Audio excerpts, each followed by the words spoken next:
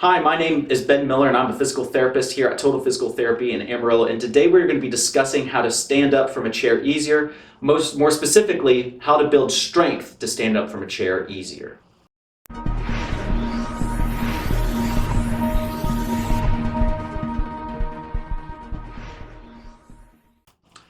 As a physical therapist, we get a lot of patients coming in saying that they are unable to stand up from a chair very easily. And with these series of videos, we hope to give you a couple of tips so that it will help you progress to being able to stand up easier on your own.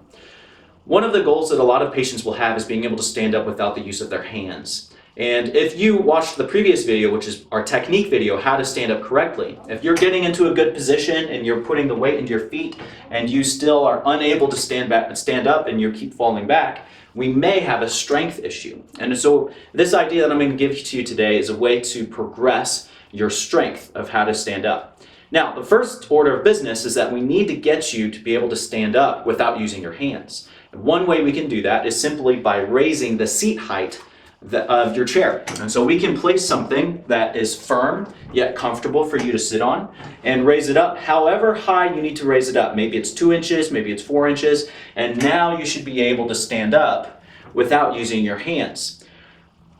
Let's talk about the items that I feel are most appropriate for putting underneath you. The one thing that most people have in their houses is a quilt, and I'm a big fan of using quilts because you can stack and layer however much you want to be able to stand up from, and it's comfortable and firm. Whenever you sit on it, it doesn't collapse.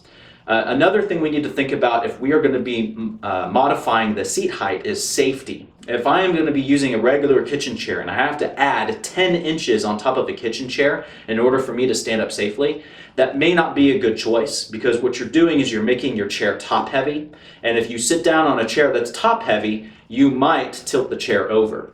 So if you are going to be making massive adjustments to the chair, you might want to find a higher surface to adjust. So maybe, for example, if you can't modify a chair safely, I would go to the bed, and most beds are typically higher than chairs, and you can always modify how tall your bed is. Much safer than you can a chair if you're adding a big stack on top of a chair. So now we are able to actually get you to stand up without using your hands by modifying the seat height. Our goal is to progress. We want to gradually work our way down to your goal seat height. And one simple idea is by working within a certain rep range. And so a general recommendation for strength would be staying in the rep ranges of about 8 to 15. So say, for example, I'm going to use this seat height and I'm working on my sit to stands. And what I'll do is I'll do 3 sets, which means that I'm going to do a certain amount of sit to stands, and I'll take a break, a certain amount of sit to stands, take a break, and then another set of amount of sit to stands and then take a break. And your goal is to gradually be able to do 15 of those per set.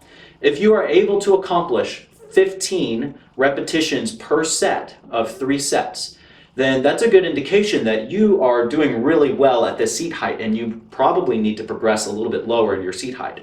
And so once you are able to do 3 sets of 15 standing up, what we do is we take away the seat height and we progress down lower. And what you want to make sure is that you want to make sure you are still within that range that you set up, so between 8 to 15. So whatever seat height you pick as you go down, you want to make sure you can at least do 8 of them. So now I can stand up from this height. I need to be able to do at least 8 of those, and I gradually work my way up to 15. Once I hit 15, I then have the green light to lower my seat height again. And the cycle continues all the way down until you hit your goal of whatever seat height you want to be able to do. I hope you guys found this video beneficial. If you did, give it a thumbs up. If you guys have any comments or questions, leave them in the comment section below. And as always, I hope you guys have a great day.